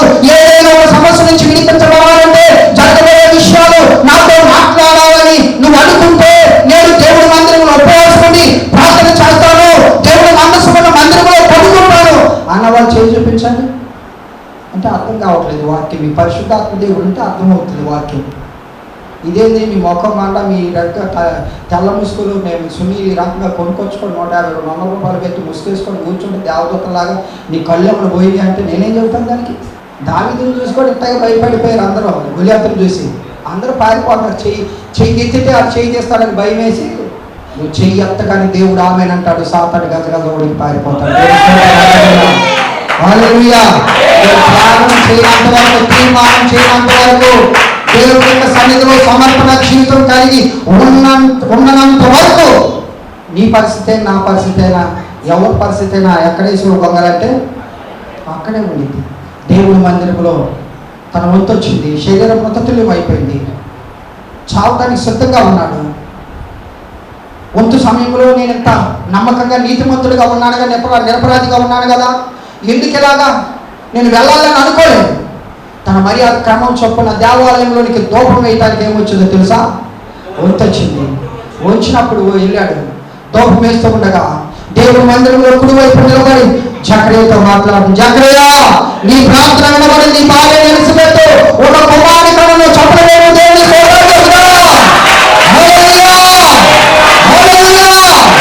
దేవుడి మందిరానికి వచ్చిన వారు పొందుకున్న ఆశీర్వాదాలు ఇవన్నీ. అర్థమవుతుందా? ఇవన్నీ ఎవరు పొందుకున్న ఆశీర్వాదాలు? అవునా కదా? వచ్చి పొందుకున్న వాళ్ళ ఆశీర్వాదాలు. అందుకే మేము మా దేవుని మందిరాన్ని విడిచిపెట్టాం. ఒకరోజు నా ప్రియమైన దేవుని బిడ్డలారా, 3వ అధ్యాయం 6వ వచనంలో రాయబడిన మాట ఏంటంటే, అపోస్తలుల కార్యములో అక్కడ చక్కని శ్రేష్టమైన మాట రాయబడి ఉంది. ఎనిమిదో వచ్చిన చదువు అదంతా వదిలే. నడిచను, గంతులు వేయించును, దేవుని స్తుతించుచు వారితో కూడా దేవాలయములోనికి వెళ్ళను. అర్థమవుతుందా? బాగా వినాలి. ఇప్పుడు నేను అన్ని అర్థాలు చెప్పుకుంటూ వచ్చాను కదా, దీని అర్థం ఏంటో మీరు ఎవరైనా చెప్పండి. నేను అన్ని అర్థాలు చెప్పుకుంటూ వచ్చాను కదా, దీని అర్థం ఏంటి? ఇంకొక మాట నేను అంటే ఇవన్నీ చదివించలేదు, ఎందుకంటే సమయం లేదు కాబట్టి. దీని అర్థం ఏంటి? ఎవరో చెప్పారు అక్కడ, ఎవరో ఆ మాట చెప్పింది. మేలు, అది మేలు పొందిన తర్వాత తన జీవితంలో సేవకుడే కార్యం చేసింది. ఆ ఎదురు చూసే పరిస్థితి నుంచి, అడుగు తినే పరిస్థితి నుంచి, ఇతరుల మీద ఆడుకునే పరిస్థితి నుంచి ఈ దైవ సేవకుడే కార్యం చేశాడు కనుక మేలు పొందుకున్న తర్వాత ఇంటికి వెళ్ళకోకుండా వారితో కూడా దేవాలయంలోకి వెళ్ళి గంతులు వేస్తూ దేవాలయంలో చూపిస్తున్నాడు. దీని అర్థం ఏంటంటే, ఎవరైనా దేవుని మేలు పొందుకున్న వారు ఉంటే వారు దేవుని మందిరాన్ని ఎంతమంది మేలు పొందుకొని వెళ్ళిపోయారో ఈ సంఘంలో. యేసు ప్రభు అని అయ్యగారే పరిచయం చేశాడు, అమ్మగారే పరిచయం చేశారు. కానీ రెక్కలు కాళ్ళు వచ్చిన తర్వాత ఎంతమంది సంఘాన్ని విడిచిపెట్టి వెళ్ళిపోయారు అదొక మీకు. కానీ పరిశుద్ధ గ్రంథం ప్రకారము ఒక సేవకుడుగా ఎక్కడైనా సేవ చేయటానికి వెళ్ళినప్పుడు అది కూడా సంఘ సహవాసంతో, సహకారంతో, వారి హస్త నిక్షేపణతో, ఆ సేవకుని అభిషేకంతోనే బయటికి వెళ్ళాలి. కానీ అడిగి కొనిగి సనిగి వేరే మందిరానికి వెళ్ళకూడదు. కారణం ఏంటో తెలుసా? ఇది సమస్త జనులకు ప్రార్థనా మందిరం అనబడును. చెప్పలు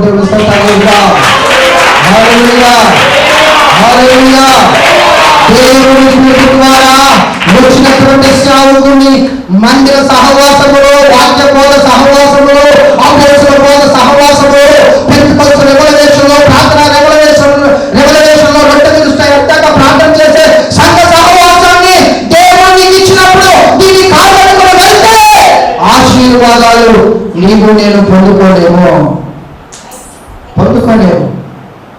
నీ గురించి వాక్యం ఎందుకు చెబుతాడు? నీ గురించి చెప్పడు. దేవుడు ఆ సమయానికి నుంచునేది మీరే కానీ మాట్లాడేది పరిశుద్ధాత్మ దేవుడు. తెలుసా మీకు? ఒకరోజు నేను చెబుతాను, నేను ముగిస్తాను త్వరగా. ఒకరోజు ప్రవచనం వచ్చింది. ప్రవచనం వచ్చినప్పుడు నా కుమారుడు బిడ్డలు ఇవ్వమని అడుగుతున్నారు. నేను బిడ్డలు ఇస్తే చంపేసింది, కావాలంటే పిలిచి ఆ స్త్రీని అడగమన్నాడు. అప్పుడు నాకు జబ్బు చేయలేదు, సంఘం ఉమ్మరంగా ఉంది. నేను పిలిచాను, రామా అన్న. దేవుని ఆత్మ పలుకుతా ఉంది. పిలిచినప్పుడు వచ్చింది. వచ్చిన తర్వాత, ఏమా నీకు దేవుడు బిడ్డలు ఇచ్చాడంటగా, నువ్వు చంపేశావంటగా. ఆ అమ్మాయి మండిపోయింది. దేవుడు ఖచ్చితంగా దేవుని ఆత్మ అడగమని అడిగాను. అడిగితే ప్రియమైన దేవుని బిడ్డలారా, ఆ అమ్మాయికి అర్థం కాల, మైండ్ పనిచేయలో బ్లాక్ అయిపోయినట్టుంది. అప్పుడు దేవుడు మరలా ఆత్మతో మాట్లాడాడు. నా కుమార్తె పలానా రోజు ఈ పని చేసావంటే ఆ అమ్మాయి పిల్లాడు ఏడుస్తూ ఉంటే, నిజమే పాస్టర్ గారు, నా పెళ్లి కాకముందు నేను గర్భిణి తీసేపించుకున్నాను అని పిల్లాడు ఏడుస్తూ ఉంటే మరలా వచ్చే నెలకే ఒప్పుకోలు ప్రార్థన ఆమె గర్భద్వారం తెరిచాడు. దేవుడి స్తోత్రం. హల్లెలూయా, హల్లెలూయా. దేవుని బిడ్డలారా,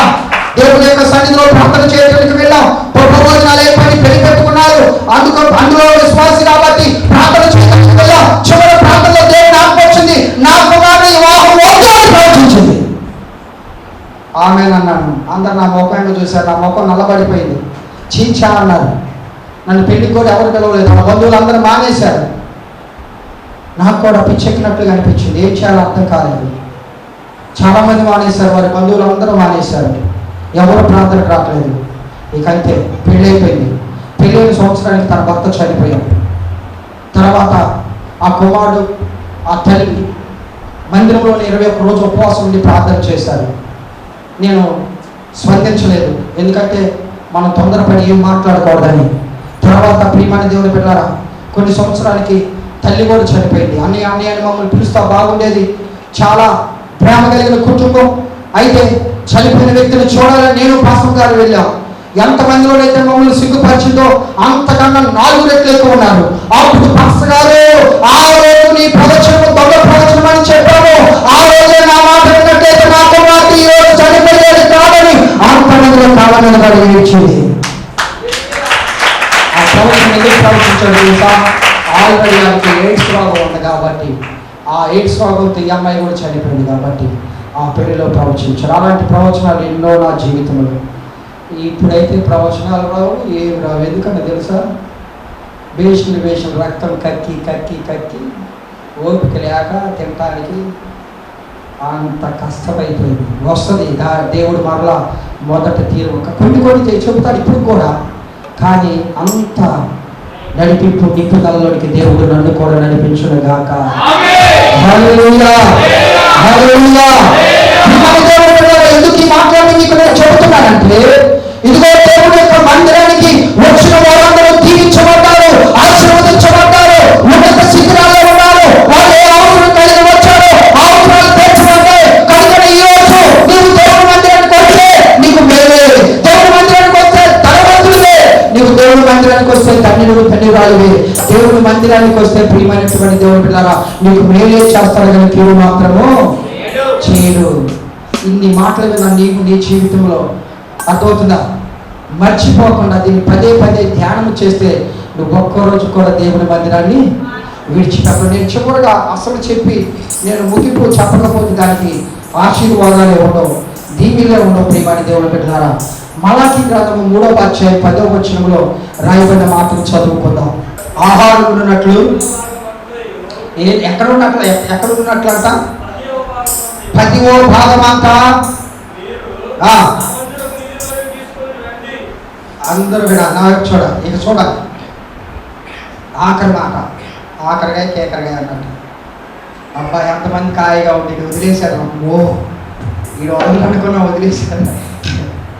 అన్నం కాబట్టి వదిలేదు, మిమ్మల్ని ఎందుకు వదులుతాను ఎంతసేపు అని చెబుతాను. అదో దేవుడు ఇచ్చిన కృప నాకు.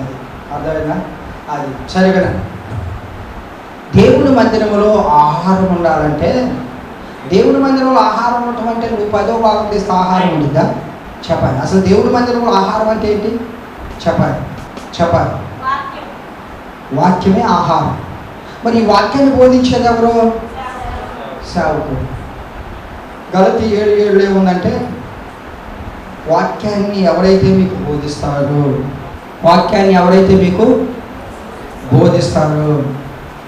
వారికి తీరేది 6:6, 6:7 ఆ వాక్యోపదేశము పొందువాడంటే వినేవాడు, ఉపదేశించు వారికి మంచి పదార్థములన్నిటిలో నీ మధ్య ఒక అట్టేసుకొచ్చింది. ఏందమ్మా ఈ అట్ట అంటే, మొదట నీకే పాస్ అయ్యాడు, ఎందుకంటే పెళ్లి మీద తుప్పు గొప్ప అంటున్నా ముఖానేసి. నేను ఆరోగ్యవంతుని కదా. అమ్మ నువ్వు ఏ మొదట తేవద్దమ్మా, నీకు దండం నమస్కారాలు స్తోత్రాలమ్మా. అది ఇవ్వాల్సింది. వాక్యాన్ని బోధించే వారికి పదార్థములన్నిటిలో బాగా ఉంది. ఆదివారం రోజు మంచి భోజనం వండుకుంటే మీ పాస్టర్ గారు క్యారేజీ పంపించేవారు ఎంతమంది? అందుకే మీకు షుగర్ బీపీలు అవుతున్నాయి. అంత బాగా ఉందండి ఆయనకి. ఆయన తినడం నీకు అనవసరం. అదేమంటావు, ఆయన తింటావు, తినకపోతే నీకెందుకు మొఖాన్ని పోసుకుంటాడు. నీకెందుకమ్మా, ఆయన బాగా ఉంది. సరే, ఇంకోటి ఏంటంటే ప్రియమైన దేవుని బిడ్డలారా, దశమ భాగం తీసుకురావాలి మందిరంలోకి. దేవుడు మిమ్మల్ని దీవిస్తాడు. 2 చేతులు ఆకాశం వైపు చూపించండి. నేను ప్రాణంతో సాక్షిగా ఉన్నానంటే అది కేవలం ఆయన ఇచ్చినటువంటి కృపే.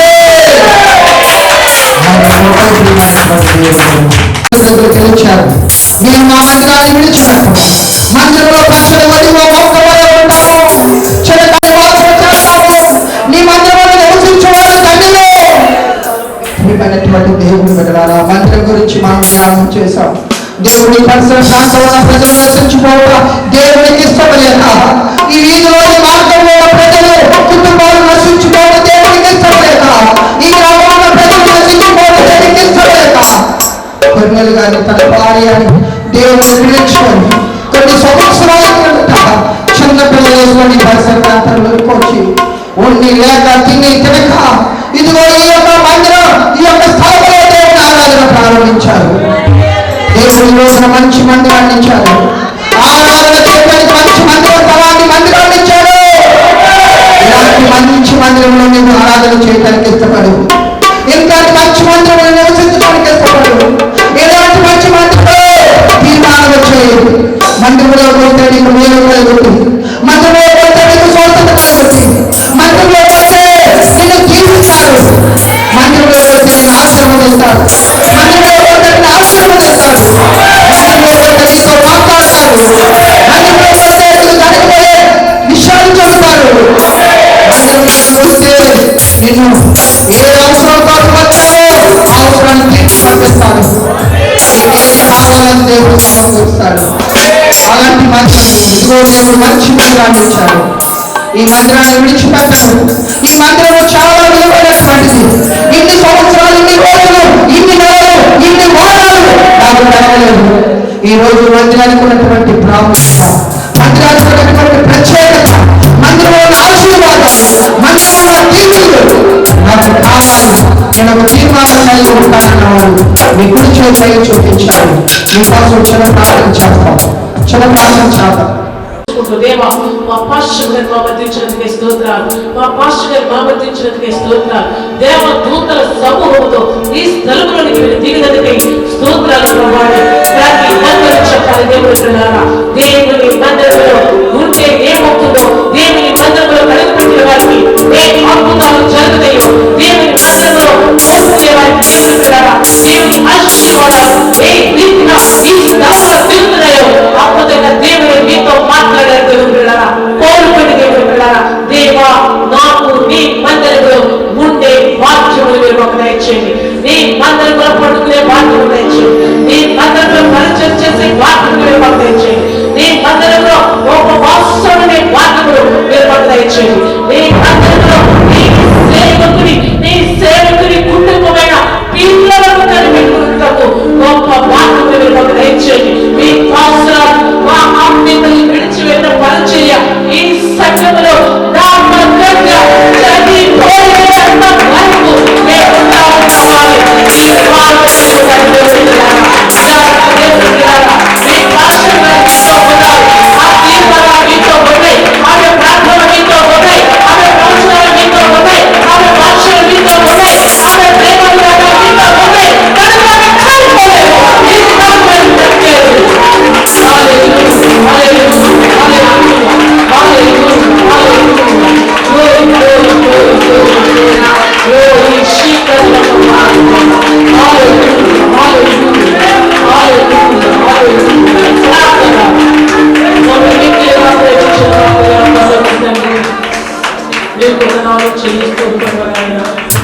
మాకంటే విద్యావంతులు ధనవంతులు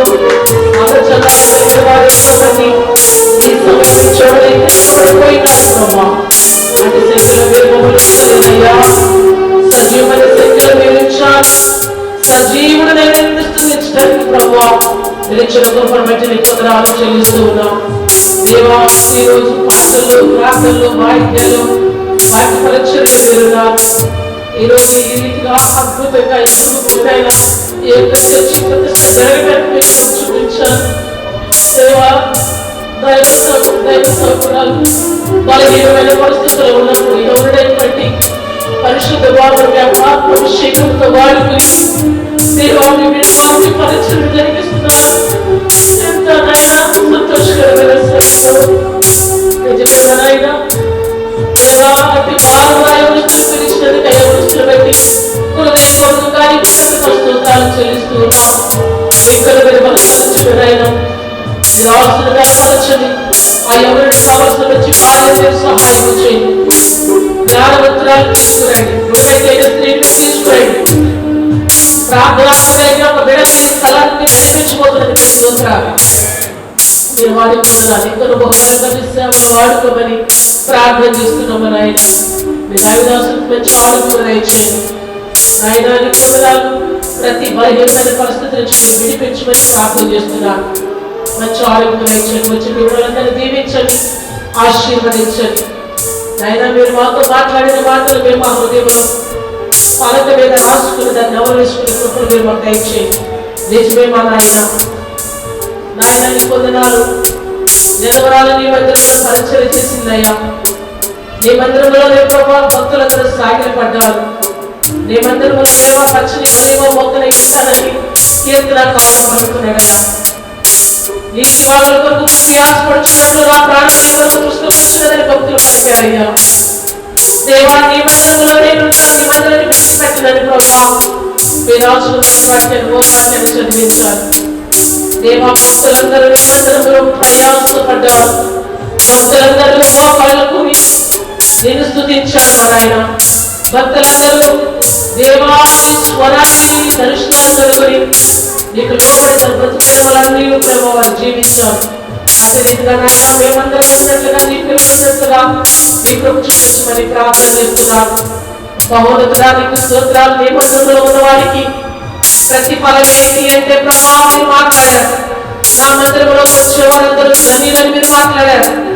ధన్యులకు మరి ఏం కావాలి దేవా మేము చూసుకున్నట్లయితే ధన్యులకు ఇలాంటి ఆశీర్వాదాలు దొరుకుతాయని మీరు మాతో మాట్లాడారు. మందిరానికి వచ్చిన దేవా ప్రతి ఒక్కరూ ధన్యులని మీరు ఇచ్చారు. ధన్యులకు దేవుని మందిరానికి వచ్చినప్పుడు వేడి జరిగిందని మీరు మాట్లాడారు.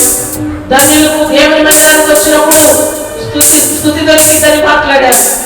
ధన్యులకు దేవా దేవుని మందిరానికి వచ్చినప్పుడు స్వస్థత కలిగిందని మీరు మాట్లాడారు.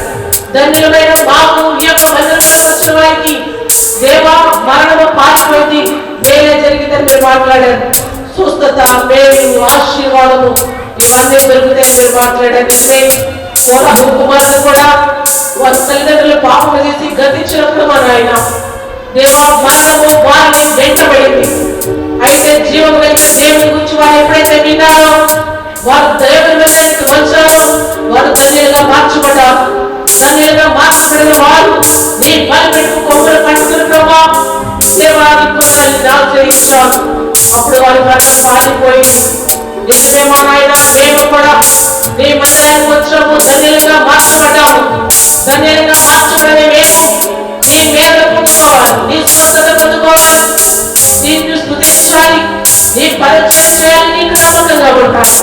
అట్టి స్థితిలో మమ్మల్ని మా పిల్లల్ని సైన్యాన్ని దీవించి ఆశీర్వదించి మహిమ ఘనత ప్రభావాలు తీసుకోమని నీ కూడా ఇంకా నాయన నీ కొందరాలు చెల్లిస్తూ ఉంటాం నాయన.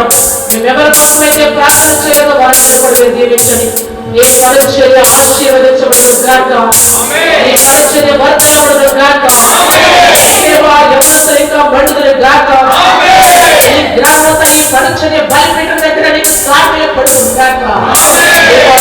చూపించి సాయం తెచ్చుకోండి. ఈ ఎవరి పరిశుద్ధాత్మను బహు బలంగా వాడుకోమని నిదారుగా సాగు చేసుకుని కృపలో బలపరచమని బాబు రైతులు ఏది వెళ్ళిన స్వాస్థ్యం తెచ్చండి.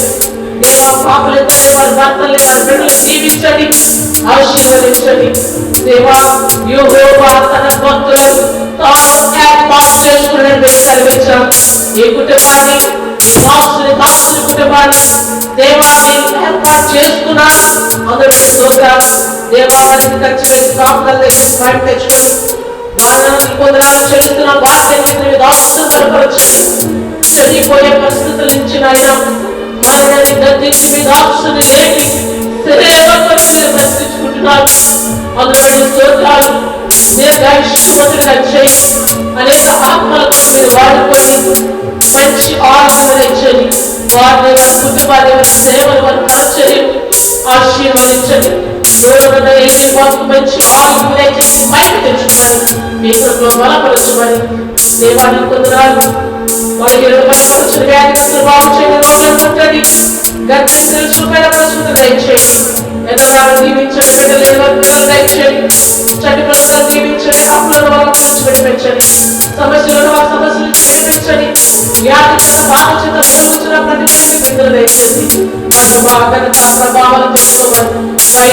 ప్రభు కుటుంబాలను కలిసి వేసుకోండి దేవా. బయటకు రాకుండా మా కుటుంబాలను క్షేమపరిచారు.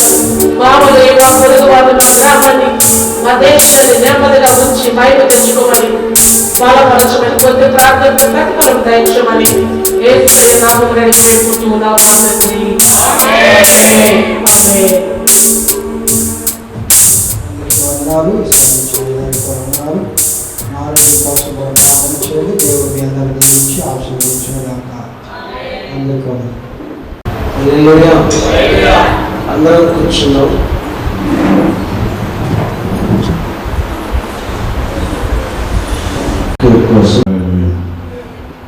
ప్రార్థన చేసుకుందాం. పరిశుద్ధులైన దేవానికి వందనాలు, స్తోత్రాలు తండ్రి. మీ కృపను బట్టి ప్రభువా, ఇప్పుడు ఈ రోజున ఈ రీతిగా నేను ఆరాధించటకు ఈ నామాన్ని మహిమపరచుటకు నాయన ఇచ్చిన అవకాశాన్ని బట్టి వందనాలు. మీ దాసులను పెట్టుకుని మందిరం అనగా మందిరంలో ఏమి పొందుకోగలం, మందిరం కూర్చుల ద్వారా ఏమి ఆశీర్వదించబడం అనే విషయాలను మీరు మాతో మాట్లాడారు. ఆ విషయాలన్నీ మా హృదయంలో భద్రపరచుకుని మా జీవితాల్లో ప్రభా ఏది సెలెక్ట్ చేసుకోవాలో అది సెలెక్ట్ చేసుకుని, ఏది పొందుకోవాలో అది పొందుకుని మీ నామాన్ని మహిమపరిచే కృపను గ్రహించమని ప్రార్థన చేస్తూ ఉన్నాం. బలపరచండి. మందిరము ప్రభా మరి ప్రతిష్ట దినాన్ని మేము జరిగించుకుంటూ ఉండగా ప్రతి సంవత్సరం కూడా మీ కృప చేత మహిమకరముగా మీరు జరిగిస్తున్న విధానాన్ని బట్టి వందనాలు. ఈ రోజున ఈ రీతిగా ప్రభా మీరు జరిగించినందుకే వందనాలు. మందిరం కొరకు ప్రార్థిస్తూ ఉన్నాం. ఇంకా కొంచెం పనులు ఉన్నాయి, అవి కూడా పూర్తయ్యే సహాయం చేయండి. దాన్ని దీన్ని మీరు అనుగ్రహించండి. మందిరంలో ఏ కుదువ లేకుండా నీ నామాన్ని ఆరాధించడానికి వచ్చిన ప్రతి ఒక్కరూ